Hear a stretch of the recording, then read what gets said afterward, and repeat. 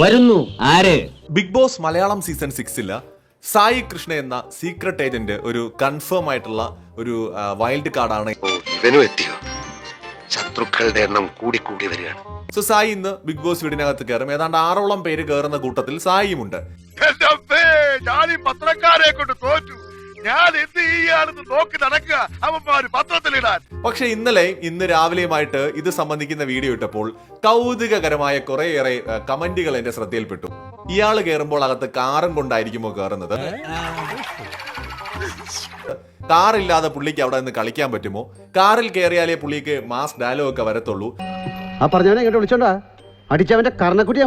Big boss പോകുമ്പോൾ ഒരു car കൂടെ കൊടുത്തു വിടണം, എങ്കിലേ പുള്ളി അവിടെ പോയിട്ട് വല്ല കാര്യവുമുള്ളൂ. വിശ്വാസമില്ല അല്ലേ? കാണണം.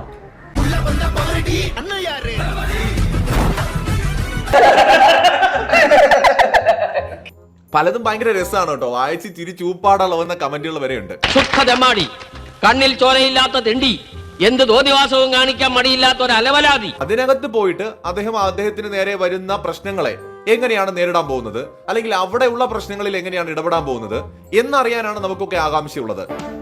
എന്റെ ജീവന്റെ അവസാന തുടിപ്പോരെ ഈ ഹക്കീം പൊരുതു. ലാൽ സലാം. A few moments later.